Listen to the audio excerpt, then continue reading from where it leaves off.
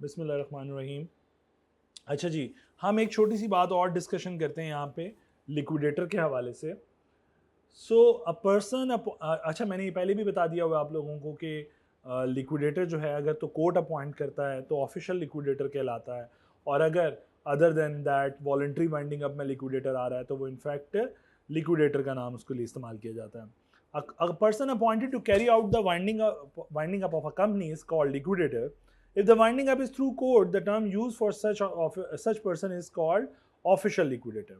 The duties of liquidator include to get in and realize the property of the company, to pay its debts and to distribute the surplus among the member. ये बात already तय हो चुकी है कि इसका काम क्या है, एसेट आएगा, एसेट रियलाइज करेगा, लाइबिलिटीज लाइन अप करेगा और उनकी पेमेंट्स करेगा। लेकिन उसके लिए मैं आपको एक और चीज़ भी समझा चुका हूँ जो आपके सिलेबस में नहीं है, और वो है प्रेफरेंशियल पेमेंट, कि उसका एक पैटर्न होगा जिसमें वो ये काम करेगा।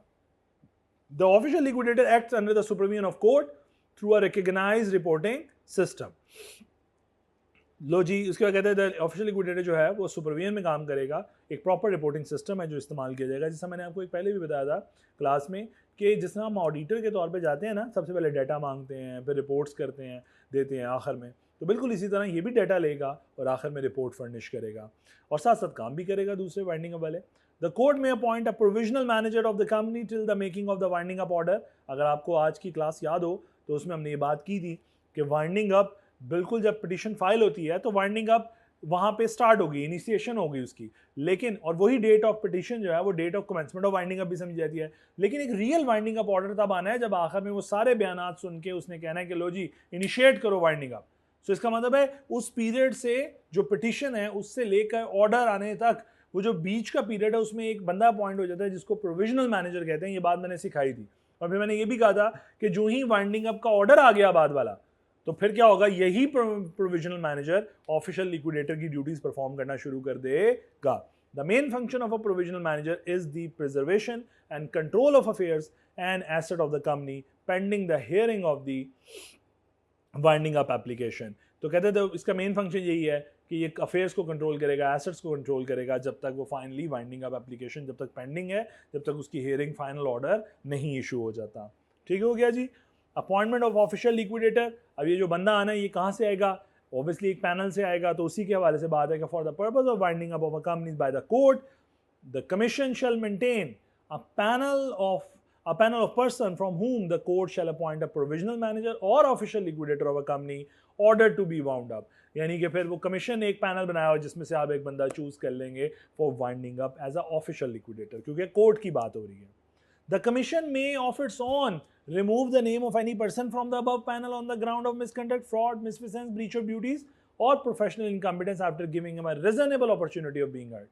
और वो कहता है कि फिर कमीशन के pass on its own commission remove कर देगा name of the person from the above panel, यानी पैनल जब उसने मेंटेन किया तो उसे लगेगा कि एक बंदे का नाम आना चाहिए, निकाल देना चाहिए, तो उसके मुताबिक उसका नाम या तो ऐड कर देगा या रिमूव कर देगा। ठीक है जी। आगे वो कहते हैं एक्सपीरियंस एंड कंप्लायंस रिक्वायरमेंट। कहते हैं the panel shall consist of person having at least, अच्छा अब इस पैनल में जो लोग आएंगे उनका क्या एक्सपीरियंस होना चाहिए जो लिक्विडेटर की ड्यूटीज परफॉर्म करेंगे।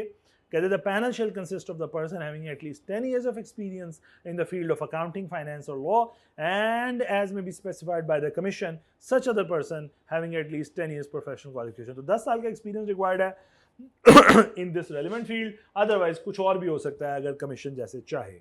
The person appointed on the panel shall be subject to such code of conduct and comply with the requirement of any professional accreditation program as may be specified by the commission। तो commission ने जो कहा होगा कि जो relevant इसने qualification और accreditation हासिल करनी है, उसकी जो भी आप कह सकते हो उसे क्या कहते हैं हम, अफिलिएशन हासिल करनी है, वो कोड उसे वो उसको फॉलो करेगा और अपने कोड ऑफ कंडक्ट का ख्याल रखेगा। फिर एक बात है कि जी रिस्ट्रिक्शन ऑन अपॉइंटमेंट, एक बड़ी मजे की बात, ये बंदा हरफन मौला तो है नहीं कि सारे काम कर सके, तो फिर एक रिस्ट्रिक्शन डाली कि a person shall not be appointed as provisional manager or official liquidator of more than 3 companies at one point of time। एक टाइम में 3 कंपनी से ज़्यादा को वो सर्व नहीं कर सकता। मतलब उस पैनल से आप 3 कंपनीज को चूज़ कर सकती हैं या कोर्ट चूज़ कर सकता है 3 कंपनियों के लिए, या मेंबर चूज़ कर सकते हैं 3 कंपनी, लेकिन इससे ज़्यादा नहीं। Restriction on power of provisional manager, when a provisional manager is appointed by the court may limit and restrict his power by the order appointing him or by subsequent order, but otherwise he shall have the same power as liquidator. तो मैंने बताया था ये जो provisional manager जब आ जाता है तो इसकी सारी वही पावर है जो ऑफिशियल लिक्विडेटर की है, लेकिन बीइंग अ प्रोविजनल मैनेजर इसकी पावर को रिस्ट्रिक्ट कर दिया जाता है ताकि ये रिस्ट्रिक्टेड मैनर में चले, ये ना हो कि बहुत अपनी पावर का मिसयूज़ कर रहा हो। तो यही वजह है। हाँ, जब कल को वो ऑफिशियल लिक्विडेटर में कन्वर्ट हो जाएगा फिर वो अपनी तमाम पावर्स एक्सरसाइज करेगा जो वो पहले एक्सरसाइज कर सकता, जो वो पहले एक्सरसाइज नहीं कर सका as a provisional manager. Declaration to be filed and security by the liquidator, बड़ी प्यारी बात।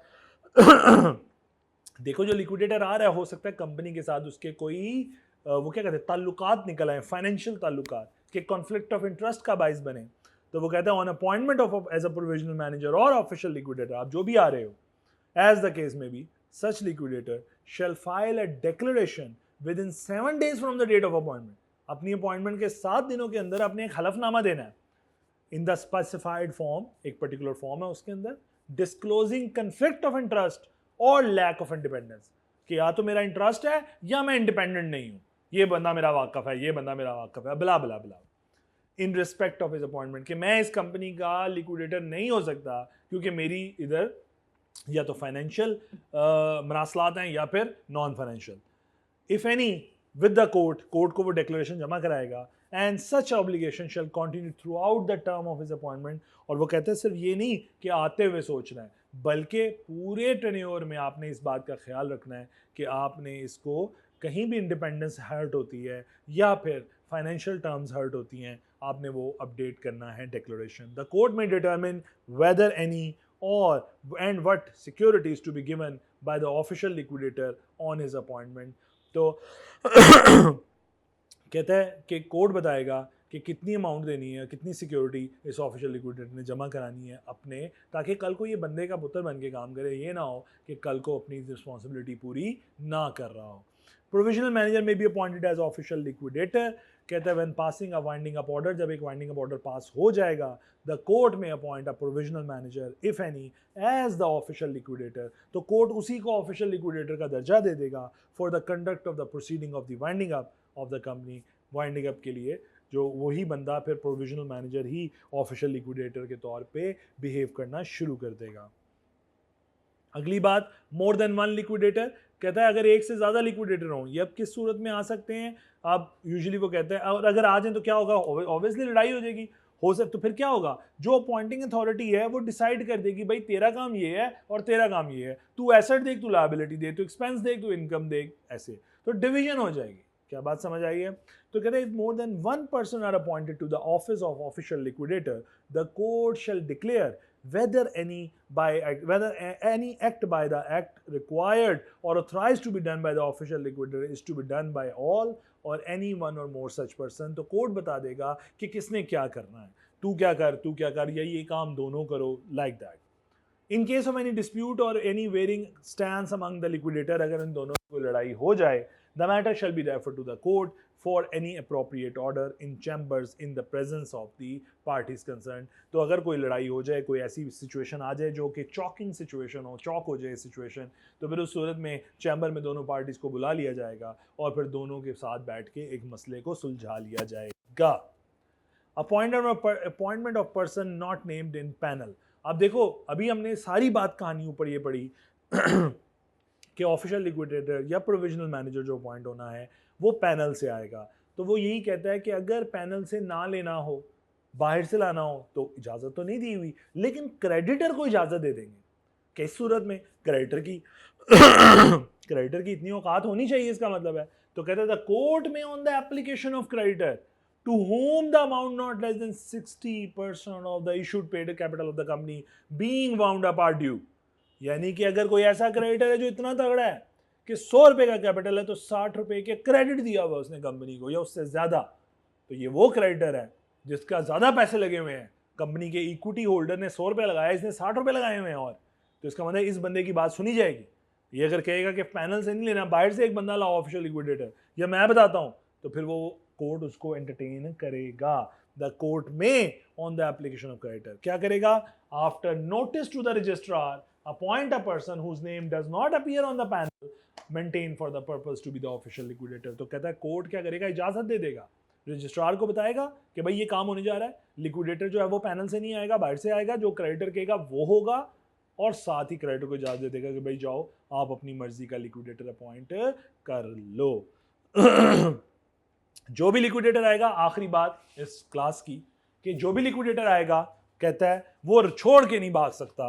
An official liquidator shall not resign or quit his, अच्छा ये ऑफिशियल लिक्विडेटर लिख रहा है, सेम जो सेक्शन कोर्ट के अंदर गिवन है ऑफिशियल लिक्विडेटर के लिए, सेम सेक्शन कॉपी पेस्ट होके, सेम प्रोविजंस कॉपी पेस्ट होके मेंबर के सेक्शन में भी गिवन है, बस वहां पे वर्ड ऑफिशियल लिक्विडेटर की जगह लिक्विडेटर का इस्तेमाल होता है। लिक्विडेटर की ड्यूटीज, उसका इस तरह आना जाना, ये सब कोर्ट में भी सेम है और वॉलंटरी वाइंडिंग अप में भी सेम है। इसलिए वो अभी बात तो कोर्ट लिख रहा है, लेकिन ये बात प्लीज़ यहाँ से इन्फर मत कीजिएगा कि शायद सिर्फ और सिर्फ बातें ऑफिशियल लिक्विडेटर के हवाले से हैं। नहीं जनाब, ऐसा नहीं है, ये बातें दोनों के हवाले से सेम है। Official liquidator shall not resign or quit his office, छोड़ के नहीं भागेगा before conclusion of the liquidation proceeding except for reason of personal disability to the satisfaction of the court. सिर्फ एक सूरत हाल है कि खुद किसी तरह पर्सनल डिसेबल हो जाए, लाइक कि मैं कहूँ जी एक्सीडेंट हो गया या काम करने के काबिल नहीं रहा या ड्यू टू एनी रीज़न जिसकी वजह से वो अभी असाइनमेंट परफॉर्म नहीं कर सकता, उस सूरत में छोड़ के भाग सकता है, वरना नहीं। एनी कैजुअल वैकेंसी, या मर गया है, any casual vacancy in the office of official liquidator के मगर मर गया है occurring due to his death, removal और रेजिग्नेशन, कि रिमूव हो गया, रिजाइन कर दिया है, shall be filled up by the court। तो कोर्ट ने पहला पॉइंट किया होता है, ये वाइंडिंग अप बाय कोर्ट की बात हो रही है इसलिए वो कोर्ट का जिक्र कर रहा है। जहां मेंबर की बात हो रही होगी, मेंबर ने अपॉइंट किया होगा, वहां मेंबर का जिक्र आएगा। तो कहता है shall be filled up by the court, court उसे फिल करेगा by appointment of another person from the panel maintained। तो कोर्ट फिर पैनल में से दूसरा बंदा चुन के उनको दे देगा कि भाई ये अब आपसे आज से आपका ऑफिशियल लिक्विडेटर होगा। However, in case of resignation, अगर रेजिग्नेशन आ जाता है, the outgoing official liquidator shall unless the court direct otherwise continue to act until the person appointed in his place take charge. तो जब तक अगला जानशीन नहीं आ जाता काम संभाल लें, पिछला अपनी ड्यूटी परफॉर्म करता रहेगा, अनलेस के कोर्ट कह दे तुझे ही तो निकाल रहे हैं, तो फिर उसको रिमूव कर दिया जाएगा, फिर उससे फर्दर काम नहीं लिया जाएगा, वरना वो तब तक काम करता रहेगा जब तक अगला बंदा अपॉइंट नहीं होता। इसके साथ ही इख्तिताम करते हैं, इंशाल्लाह कल फिजिकल क्लास में मुलाकात होगी। अस्सलाम वालेकुम।